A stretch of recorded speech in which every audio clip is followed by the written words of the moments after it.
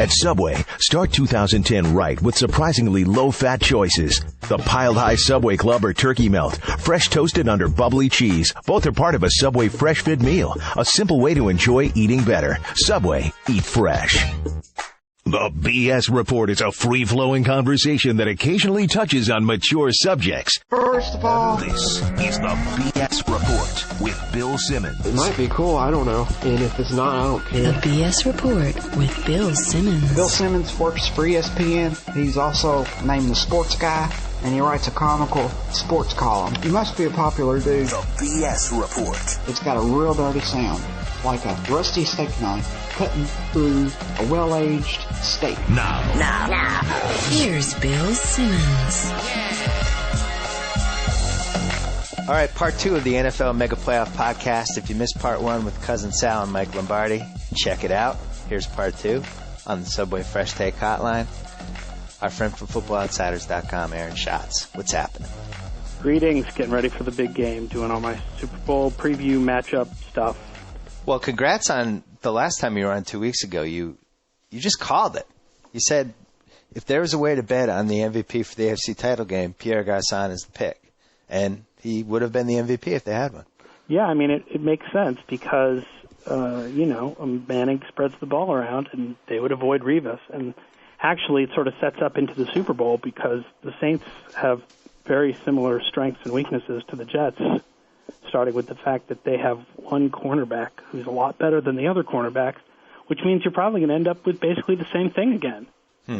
Although they won't move Jabari Greer from side to side the way that the Jets would move Revis from side to side, depending on where Wayne was lining up. So you'll end up with Wayne up against Tracy Porter and Wayne up against Gay and Jenkins, the nickel and dime backs, maybe sometimes in the slot, and those will be good matchups for him. I always call him Terry Porter by accident, by the way. Do you do that? I have the guys, the guys with the last name that about 10 other guys have had, and you end up screwing up. I do. Yeah, how many Terrys and Tracys are there? People keep telling me no, not point guard for Portland. Tough when they have the first initial. Garçon is 15. Is it Garçon or Garcon? Have we ever officially decided this? Garcon. Garcon is 15-1 to win the Super Bowl MVP.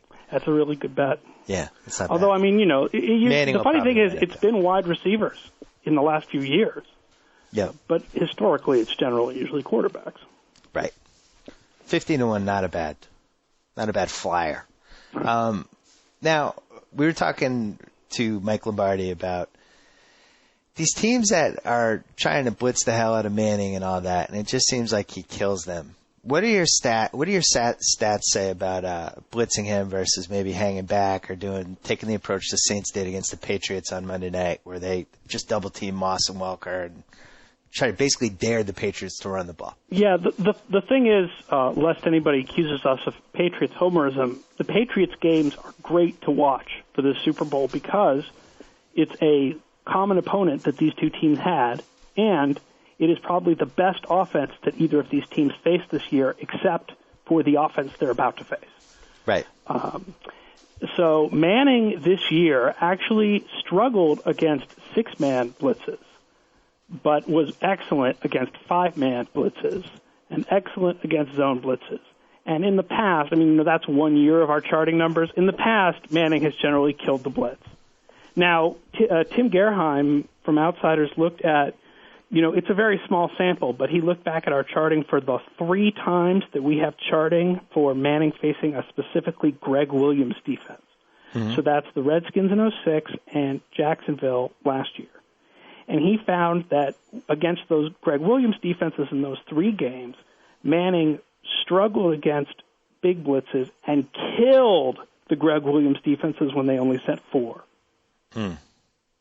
So that means that they could not use the Monday Night Football game. His theory was that for the Greg Williams blitz style, that it seems to work better when they send more people.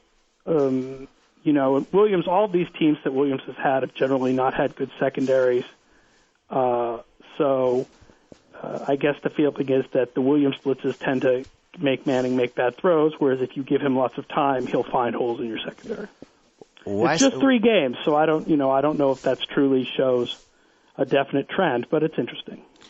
Well, why do you really have to send anybody? Why can't you go the other way and try to cover as many people as possible? Then he'll really have all day to throw. So that, what did the stats say with that? I just don't think you can cover everybody for that long. Eventually he'll just kill you with constant 6-yard gains. What was the exact defense they ran against the Pats in Monday Night Football? I'm not exactly sure.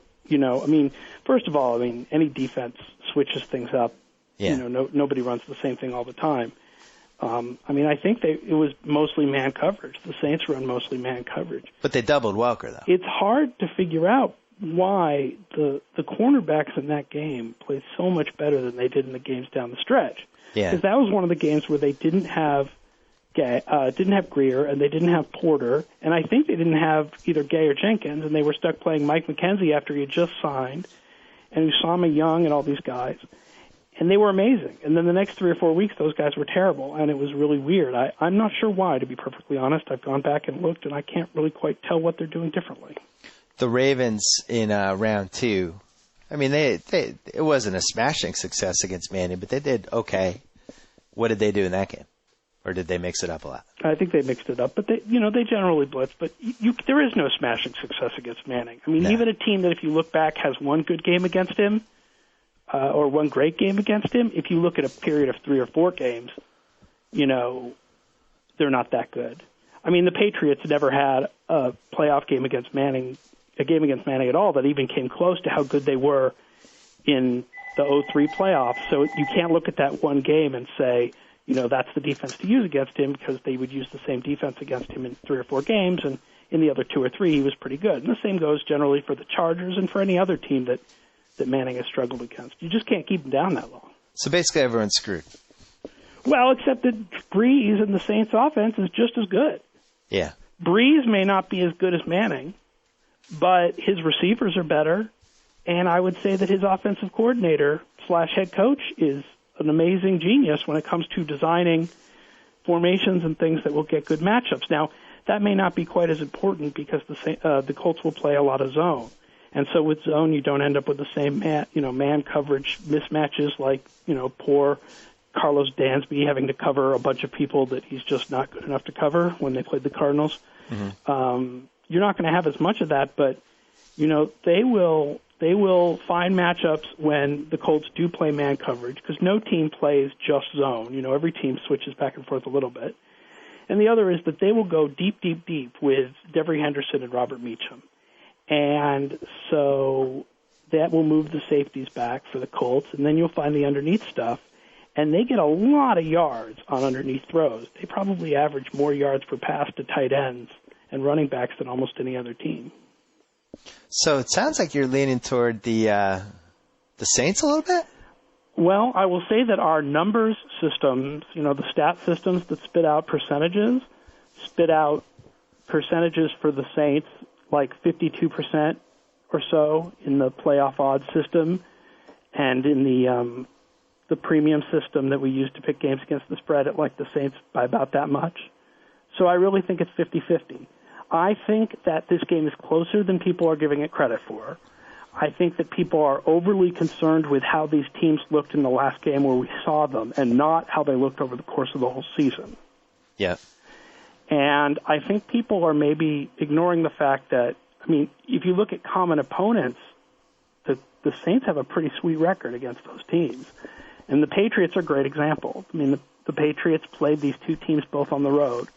They barely lost to the Colts, and they got destroyed by the Saints. Now, that's only one team, but I think that it does contribute to the idea that these two teams are a better, more even matchup than people realize.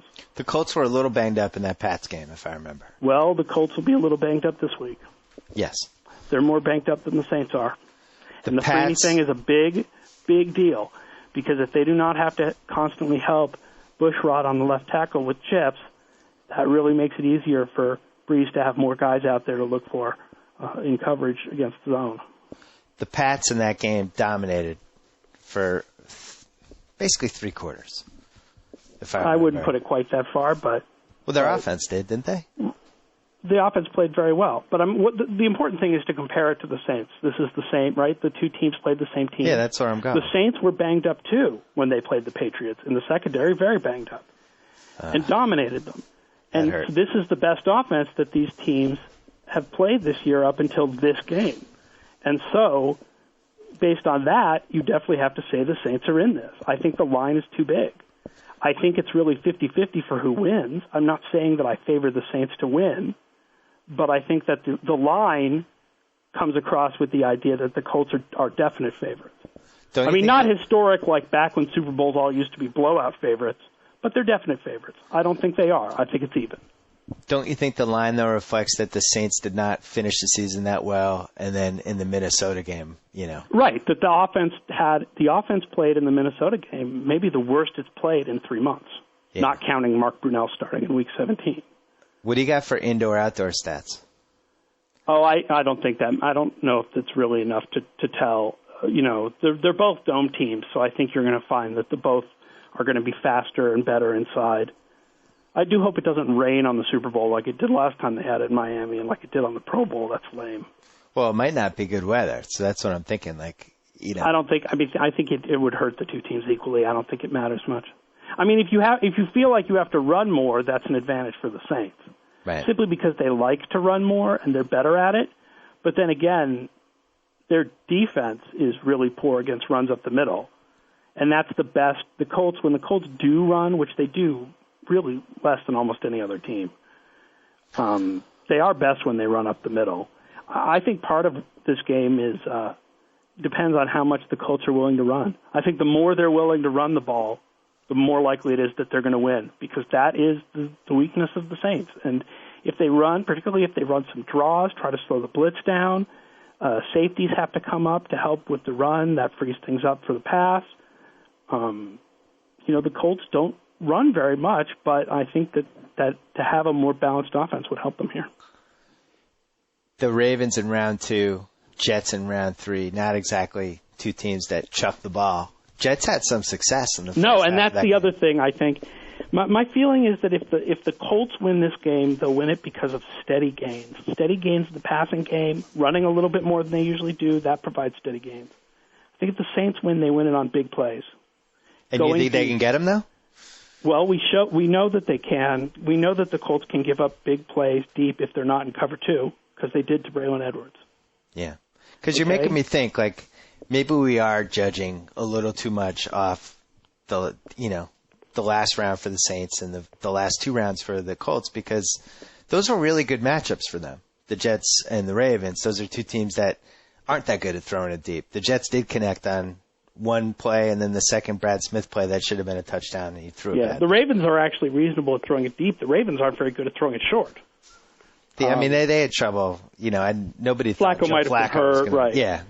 So this is a different animal. This is not as good of a matchup-wise for the Colts. And special teams-wise, it's actually surprising that these teams are fairly even on special teams. You think of the Saints as being much better. But even when you correct for the fact that all the Saints were really bad on field goals this year, but that guy's gone and that Hartley's better than what's his name, Carney was. Yeah. The Saints were really bad on punting and also punt coverage, not the punter himself. And punt returns. Bush was really not that good on punt returns this year during the season. The best thing about the Saints was the kick returns.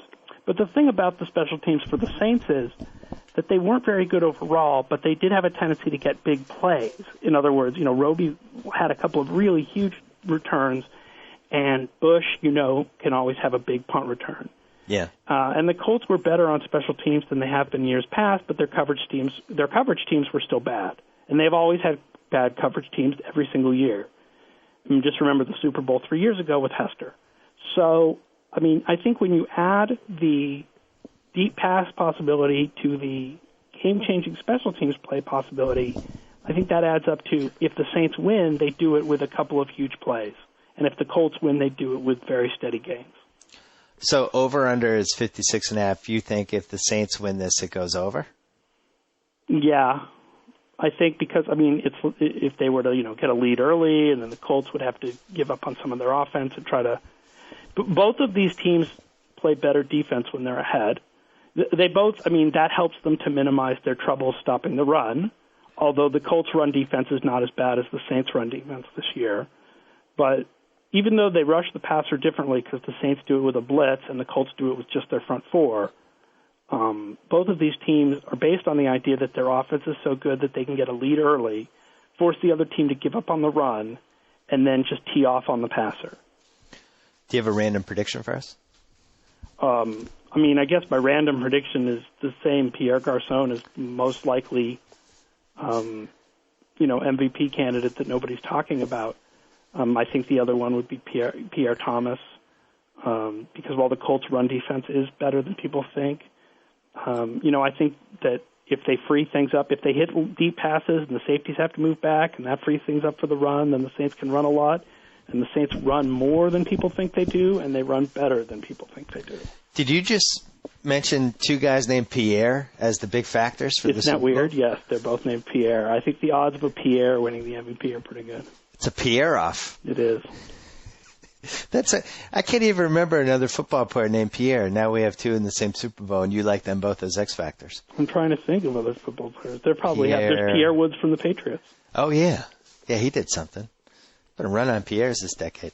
Are you going to the game? No, I'm still back at home in Massachusetts. I've never been to the Super Bowl. You're not missing much. Everybody keeps telling me I should go for the media hang. Yeah, it's worth going once. I mean, I'm of the opinion everything's worth doing once, but... I guess if I do want to go, I probably should pick a year where it's somewhere nice as opposed to, going to Indianapolis next year. And maybe... is that where it is next year? Yeah. I think I blocked that out of my mind.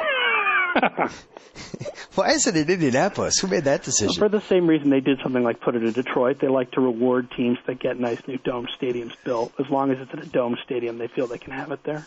Yeah, but after the reception that Jacksonville and Detroit choices got, I would have thought that would have been...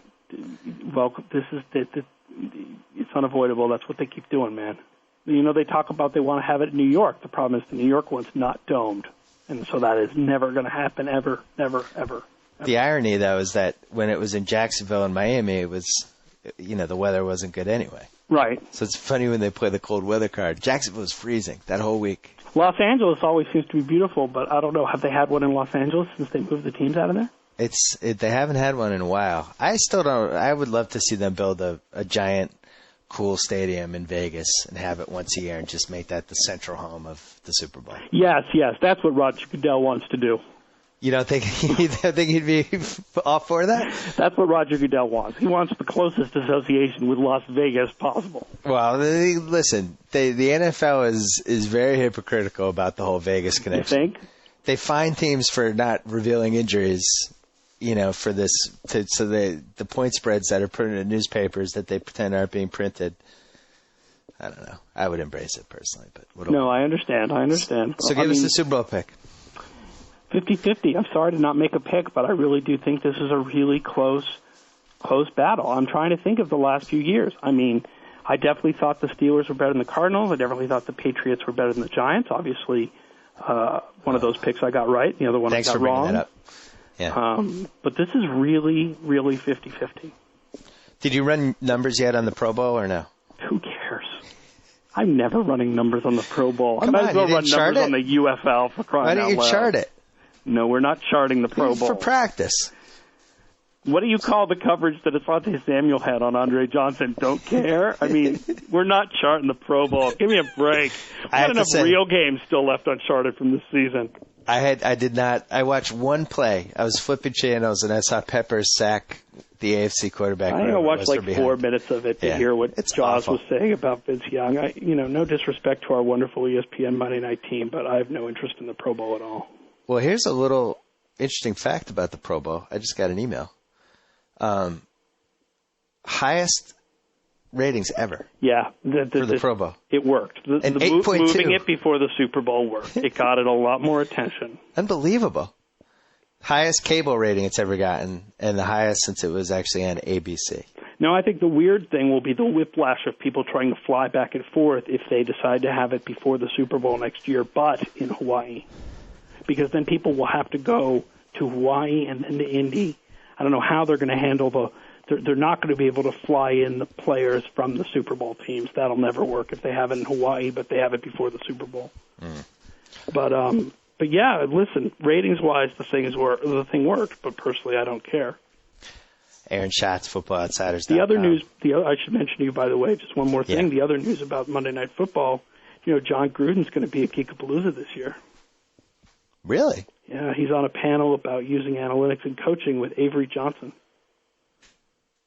That is March 7th or March 14th? March 6th. I'm very excited about getting to meet John in person. It's going to be quite an event. When does your Football Outsiders breakdown go up, Thursday or Friday? It should be up Thursday night, if not that Friday morning. All right, we're looking forward to it. Thanks again. Aaron Schatz, FootballOutsiders.com. Bye. All right, our cleanup hitter. And really, this is his wheelhouse of a week. The week leading in to the Super Bowl. The greatest gambling week of the year. And he's on the phone right now from ESPN The Magazine. Chad Millman, what's happening? How are you? I am so excited about this game. There's been so many subplots going on. Every day it gets a little better. So this line ended up between 4.5 and 5.5, as I like to call the Vegas zone, which usually indicates that nobody has any idea what's going to happen. Are you surprised that it did not move to either 6 or drop to 4? Well, it got up to 6, and it wouldn't surprise me. At least it wouldn't have surprised me until the Freeney announcement this morning. If it had gotten up to 6.5, a lot of guys I had been speaking to all weekend kept telling me they thought the line was going to go up to 6.5, and they thought that the total was going to keep going up as well. I think the Freeney thing, a lot of guys have spoken to me that I've spoken to today have said that the Freeney thing in itself doesn't affect the line. They're not changing their bookmakers, at least, aren't changing their lines based on Dwight Freeney being in the game or out of the game. But what you're seeing, and why the line has ticked down a little bit from 5.5 to 5 at some places, or why bookmakers are thinking about moving it down from 5.5 to 5, is because there is money that might have been coming in on the Saints, because that's where, and it's still, this is almost all wise guy money. The wise guys who were thinking about buying the Saints because they thought the value was at 6 or 5.5 are now definitely buying the Saints just to have a little bit of the Saints, since most of them have already bought the Colts at 3.5 and 4 and 4.5. This is a good opportunity for them to have money on both sides. The Freeney thing seemed like it derailed the momentum. I was one of those people that thought this line was going to settle at 7. And now it seems like the Freeney thing is enough of a red flag that everybody's at least a little bit off the Colts. Do you see maybe things drifting back toward the Saints? No, I actually going on 4. I think what's going to happen is I think it'll settle around 5 for the rest of the week, and I think it happened a little bit earlier than bookmakers thought it might because of Freeney. I think the line would have stayed at 5.5 or 6 through the course of this week, and the bookmakers would have been hesitant to move it. But the Freeney thing brought in so many guys who were on the fence that it moved down. But I actually think what's going to happen is, come the end of the week, there's more people who don't know a lot about betting and don't know a lot about football who bet on the Super Bowl than there are people that do know a lot about football and do know a lot about betting. And so what they're going to hear and see is Peyton Manning is having the kind of year that makes people talk about him as not just the greatest of this generation, but the greatest of all time. And they're going to hear about the Colts being favorites, and they're going to bet the favorites because that's what you do. And so I think this line could just as easily end up back at 6, even with Freeney being injured. There'll be so much public money come the weekend. So you're saying some Manning bandwagon money? Oh, absolutely. You got to remember, this is without a doubt. I mean, every game is influenced by public money and sharp money, but this game, more than any game, is influenced by public money. There's so much public money coming in on this game, and like we've talked about before, public money is, the squares who don't know anything. They're coming in and betting only what they hear, and they're going to take Peyton Manning. That to me is a no-brainer. I've asked the previous 3 guests this. Talk me out of a Saints money line with the over parlay, which is over 4-1.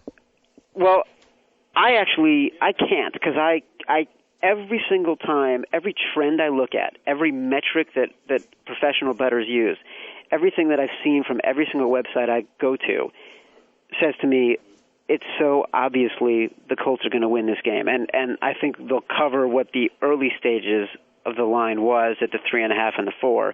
I would have been comfortable betting the Colts at 4.5.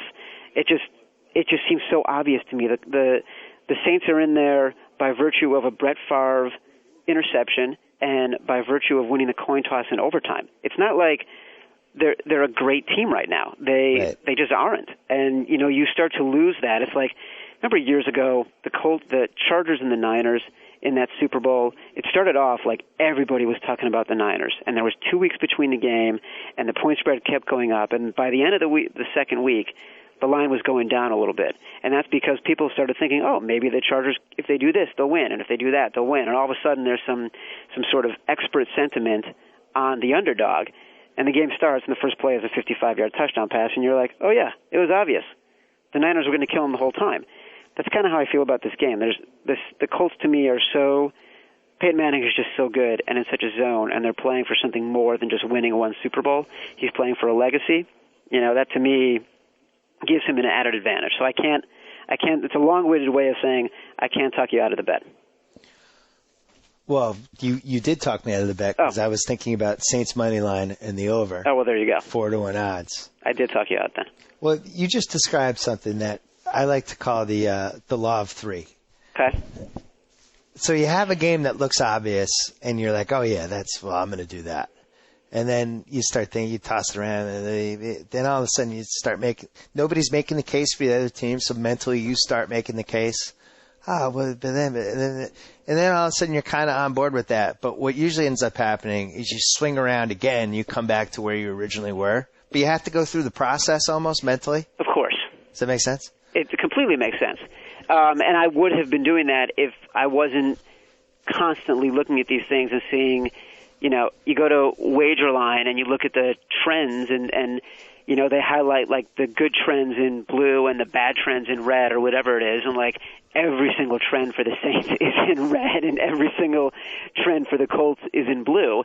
And then you think about the metrics that these guys use. They want to know about, rushing yards per game, and they want to know about, rushing yards allowed per game, and they want to know about points, opponents' yards per play, and in all those different things, they're even. So then you start thinking about Peyton Manning, and that's the only reason this line opened where it did. He is just so sick right now. Like when he gets up to the line, he's toying with people. It's like he's just doing whatever he wants to do, and that, at the end of the day, is why you got to choose the Colts over the Saints, because he's just going to get up there and hand it to him.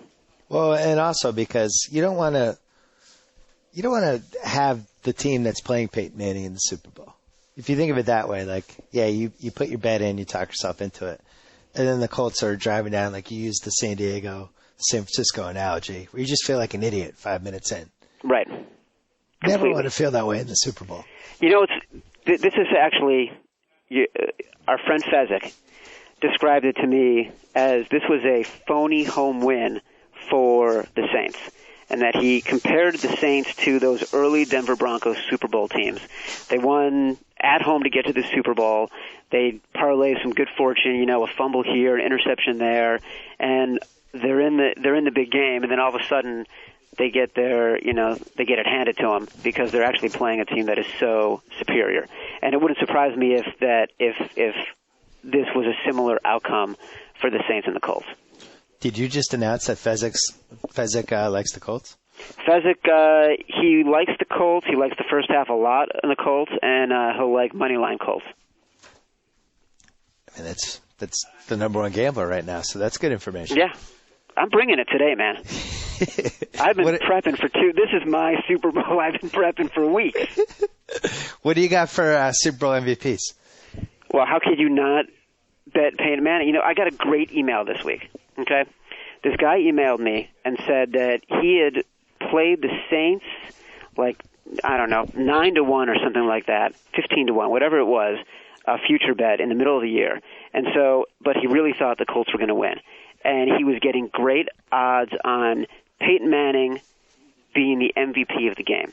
Yeah. And he decided to put almost an equal amount on Peyton Manning, because he was getting a better money line price on Peyton Manning than on the Colts money line winning the game. Yep. Because his theory was, how could the Colts win this game and Peyton Manning isn't the MVP? So he was getting like a 90-cent value on the money line because he was taking Peyton Manning to be the MVP, assuming that if the Colts win, he's going to be the MVP. I actually can't see how this game plays out any other way than Peyton Manning being MVP. I always think back to this. A couple of years ago, the Bears are playing the Colts in the Super Bowl, and I love the Bears. And, I go down for the game, and then it's raining. And I remember reading in someone wrote online, it might have been Peter King, that Peyton Manning, before the Super Bowl, had practiced for 50 minutes with wet balls. He had a guy next to him dunking footballs in a bucket of water, and then he practiced throwing them for 50 minutes, like waterlogged footballs. The guy's going to that level of preparation to play in the Super Bowl. It's just, he's not just doing film stuff. He's doing every single element you need to win a game, and I just don't think he plays for something bigger than I think any other NFL player plays for, and he plays for history. He doesn't just play for winning and being great that particular day. And I just sort of believe in him. This year has changed things for him, I think. I agree. He even swung me around, and I was somebody that always just take pot shots at him. But after a while, it's like, what am I going to take pot shots for? The guy's the best quarterback in the league.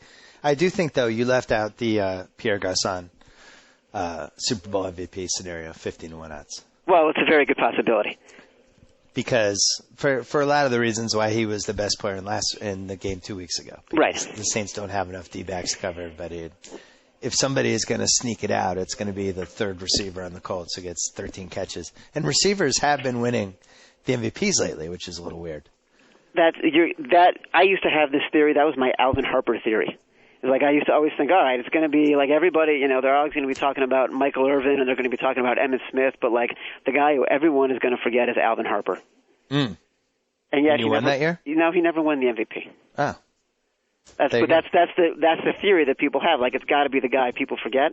I just think at the end of the day, the guys voting for MVP are so appreciative of Peyton Manning and think he is so good right now that to not give him the MVP if he has, a 20 for 30 game and 320 yards and 3 touchdowns, but, 15 of those catches go to Pierre Garçon, I still think Peyton Manning gets the MVP. Let's talk about the over-under, 56.5. Has that gone up, down, stayed the same? It's gone up. It's gone up to 57. I've heard it might get up to 57.5. If you were playing anything right now, without Dwight Freeney, that would be the bet that I think a lot of people would be making because, that is a guy who could potentially cause some damage to the Saints. So if you want to be playing a total, then, the total going up is probably a good way to go. Too obvious, though? I guess, but it's like, why not? I mean, what's obvious about it? Just playing it? Well, it's just that you have two really good offenses going head-to-head. Dwight Freeney's hurt. Feels like a 34-30, 34-27 type game. That to me is exactly what it could be. I was thinking actually today 35-21. Someone said to me today, what do you think the score will be? And I said 35-21. Now, what's interesting is the first two Colts playoff games went under. Yeah. And the Colts-Ravens game went significantly under. Yeah, what was that, 41?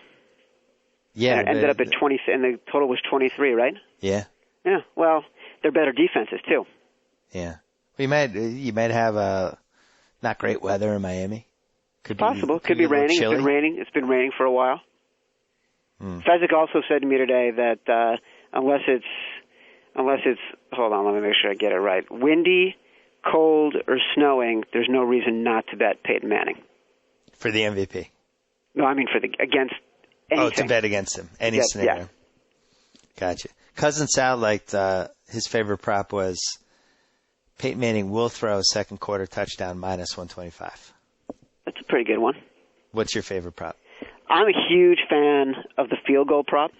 It's not specific to these teams, but there's the field goal where every year they have a prop where the field goals are where it's, that both teams kick field goals that are 33 yards or longer. And it's happened 9 times in 43 years.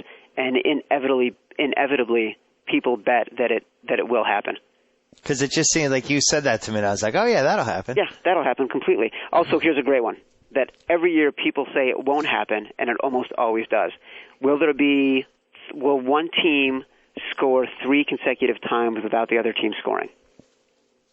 That does happen, or it doesn't? It happens almost every year. And what's the line on that? You know what? I don't even know. I have to check that. What's the line on the other one you mentioned, too? Is that like an even odd? The 33, both 33 field goals. I got to check. See, you know what? I'm falling apart. I thought you were all ready to go here. You know what? I don't know the questions that are coming, so it's scary. I don't like to tell people the questions. It's like being on the firing line. Well, that was good information, though. 9 out of 43. That's had it ready basically like that. 20% of the time. Right. Except people are always betting it. Because it seems like a logical bet. Right. Oh, yeah, of course. I like that one.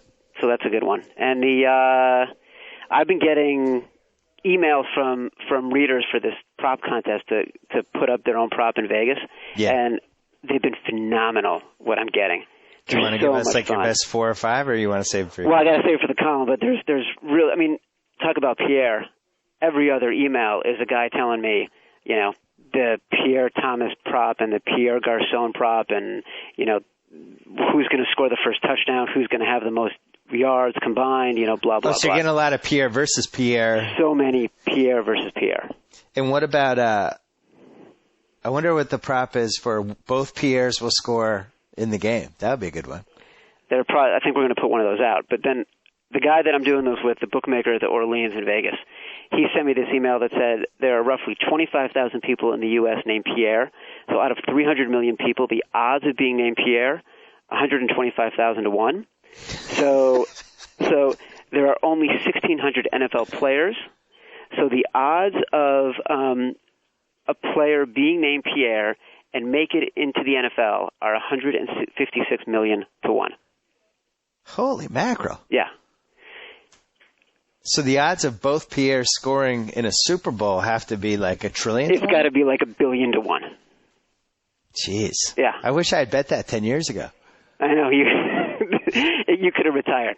Yeah. You could have gone on and you could have just hit the PBA circuit and you could have been announcing for free. Have there been any crazy swings on any bets, like somebody in the first half? Has there been a lot of action on anything? You know what's weird?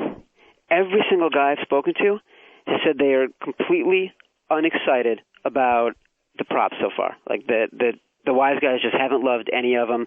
When I spoke to a bookmaker earlier this morning, he said that the most action they've been getting is a lot of the first score will be a touchdown. Normally, the most action, the emphasis that most of the money comes in on the first score being a field goal. But this year, it's all about the first score being a touchdown. And then they were also getting a lot of the under on field goals at 2.5.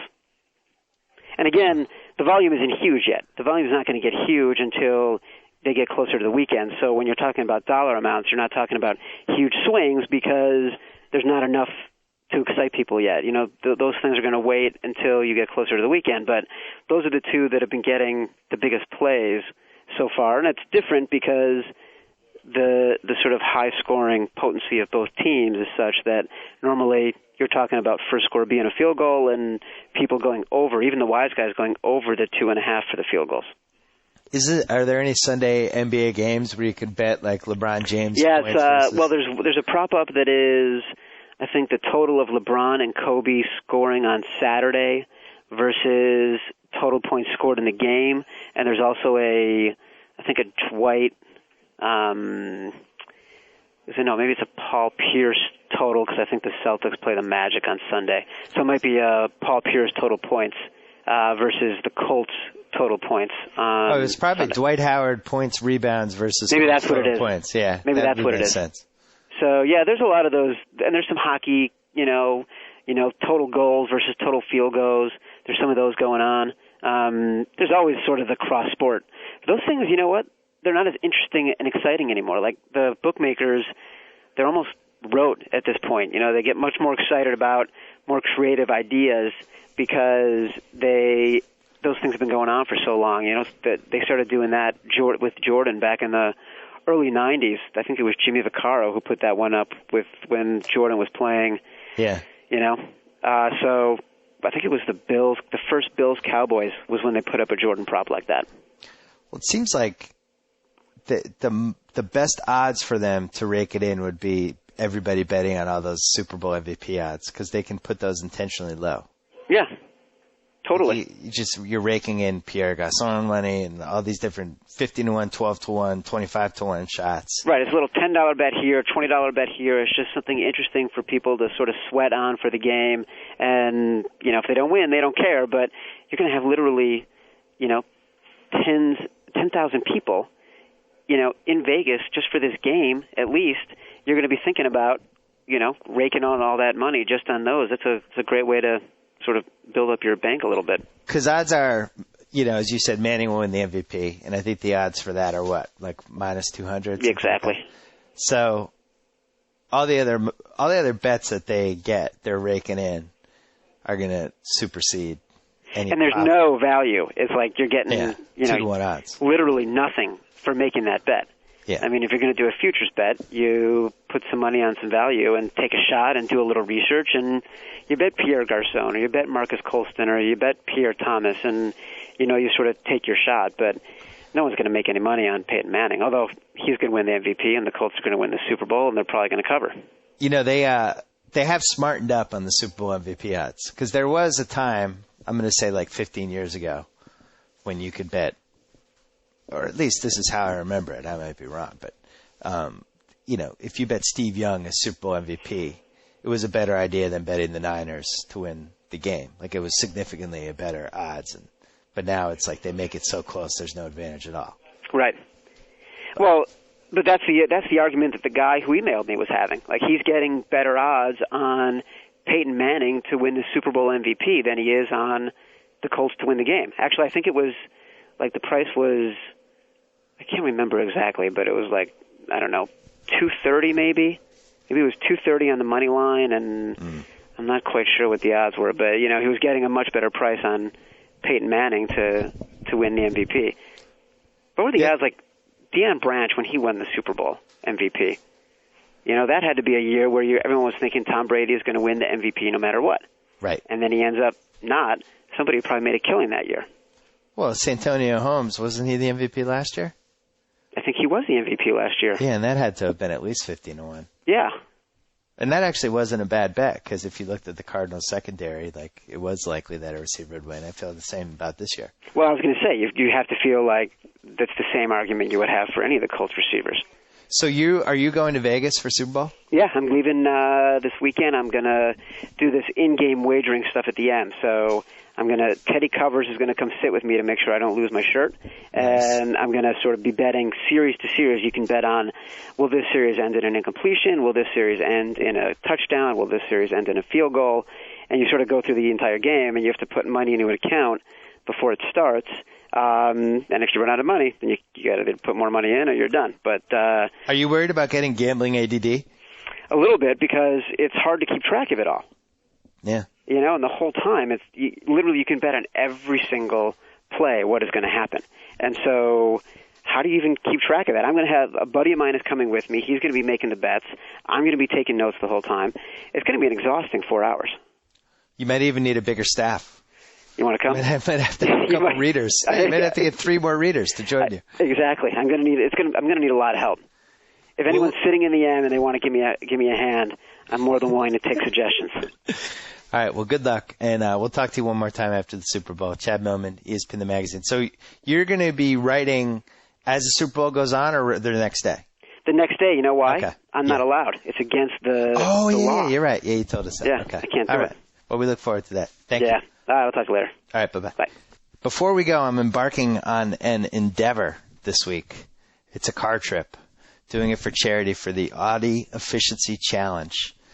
Get $20,000 to be in this that we get to donate to charity, and we're doing it for the Red Cross, obviously. Have to. And then if we win the challenge, get another $20,000 to also give to the Red Cross. Good times. And here's the challenge. We got to drive from Washington to Miami in some Audi diesel car. And whoever gets there using the least amount of gas wins and gets the extra $20,000. So obviously I needed a co-pilot. I got my buddy House, who's on the phone right now. House, you excited? I'm extremely excited. Although you're sick. I've already. Well, I'm probable. I'll be over it. You're in the injury report. It's probable. Very probable. Okay, I'm good. telling you right now, I'm in. Okay. I've done a little bit of research. I have mapped out every Chick-fil-A on the route. I'm most excited for that, I think, out of anything. Well, a lot of people don't know this about you, but you have superpowers on the road. You can spot fast food signs from over a mile and a half away. It's like you have 25 vision, not even 20/10 vision. It's like 25. You can see signs from really almost 2 miles away. So I don't even know why you need to map that out. Well, that's true. But the security of knowing what's coming up and when is a big deal. So we're going to leave on Thursday. We're going to leave around, I think, 9:30, 10 o'clock. We're going to leave Washington, D.C. You might leave earlier. I don't know yet. Oh, you think we could leave earlier? What about the traffic? You might want to leave real early. Oh, I'd be interested to get some suggestions from the Washington listeners that when we should leave. All right, so let's say we leave at 8:30. Yeah. And we're driving to Miami. They said it's about 16 hours. Now, here's the one time in my life where my penchant for driving too fast actually could work against me in the auto efficiency challenge. I don't think we want to drive fast. I don't want to burn the gas. We want to have a nice, steady... Yeah, some of the tips, I've gotten some tips already. Some of the tips are overinflate the tires. Really? Why is that? I don't know the science. I haven't asked anybody for any of the explanations behind it, but apparently that matters. We only want to carry maybe about a half of a tank at a time so that we're not carrying a full tank, I guess, for weight purposes. I don't know. Oh, interesting. And we want to pay attention to the max RPM horsepower ratio, which I've looked up in this car, suggests it's like 1,800. So when we see the tachometer revving at 1,800, that's the speed. That's the speed we want to stay at. Okay, so we want to keep it at 1,800. That's what I saw. That's the math I'm hearing. So with this half gas tank, so how long do you think the tank will last? I have no idea. I don't know either. I think the odds are, I think we'll take this seriously for about 4 hours, and then we're just going to get excited to go to Miami and eat Chick-fil-A.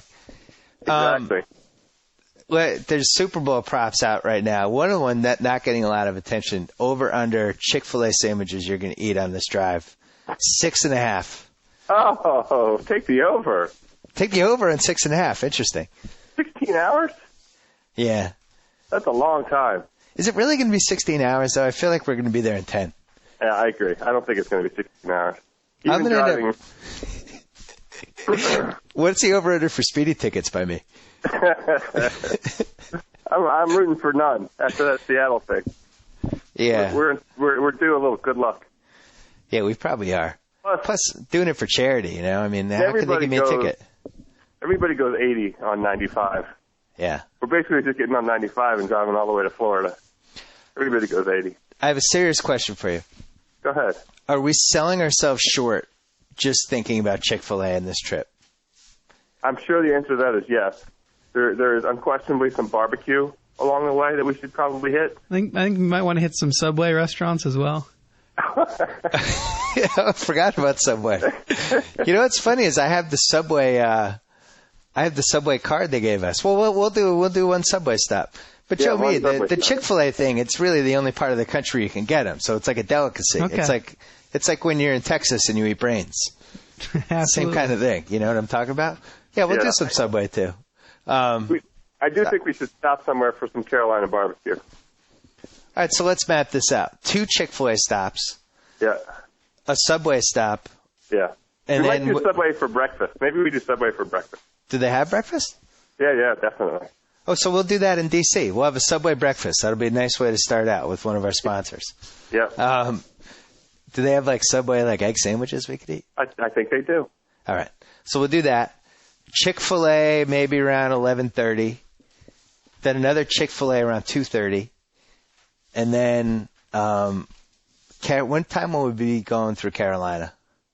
I would say that would be about nightfall by that time. No. Carolina is like 4.5 hours. Oh, from D.C.? North Carolina. Yeah, to North Carolina. Oh. I've never made this drive. Have you made this drive? Once. I've done Tampa to D.C.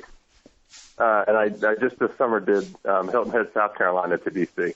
Never done Miami, but I know what this drive is like. I was afraid to look because I really want to get into Miami by, late Thursday night. I was afraid to look if Carolina or Duke were playing on that Thursday. Oh, I would assume no, right? We got to make sure that's not happening. Well, if one of those two teams is playing, I don't know how that affects us. I've always wanted to go. Yeah. I've been to the Dean Dome. I've never been to Cameron. I mean, I think either's a win, right? Yeah, oh, God. It's a must attend. So if we did that, then we'd potentially stay over in Carolina that night and finish the drive Friday morning. That would set the schedule back in a lot of different ways, but, I mean, really. Yeah, Joe Meade. we might have. Yes. Joe, as we're talking, can you check the Carolina and Duke schedules? Okay. All right. Thank you.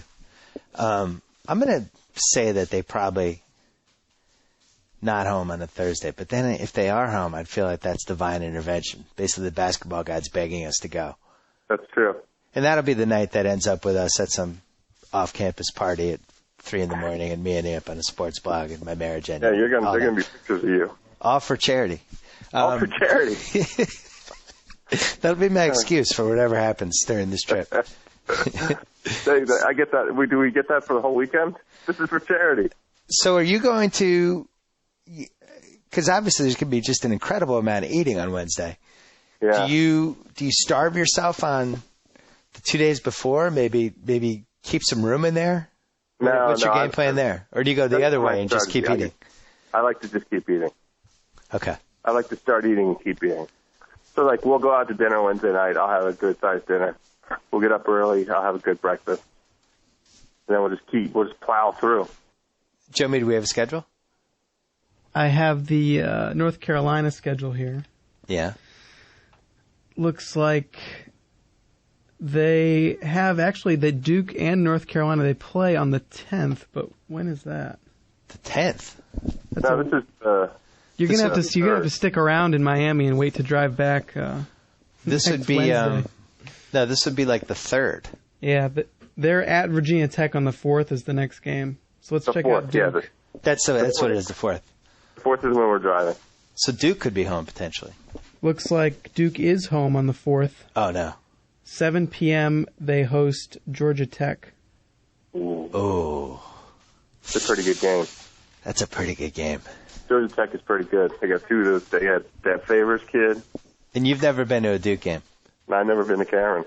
Oh, man. Got to do it. This sucks. We'll but just you get said up it's real early. Yeah, but you said Carolina's only like 6 hours from D.C. No, it's less, unfortunately. We can't do that then. Yeah, it's like 4.5 hours, so we would have 12 hours left. Yeah, which we'd have to do that Friday. All right, that's good. I'm glad that didn't work out. If it was a Wednesday game, it would actually make more sense. But yeah, that's right. All right, good. I don't feel bad then. Plus, Duke, Georgia Tech. I'm not. You're not going to be telling your grandkids about that one. That's probably true. I didn't realize Duke was that close to D.C. Yeah, it's barely. People I understand can make it in less than 4. So we'll do Duke another time. Yeah. It's a short drive. All right. All right. Anything else we got to cover or no? No, I think I'm looking forward to getting some suggestions from your listeners. Okay.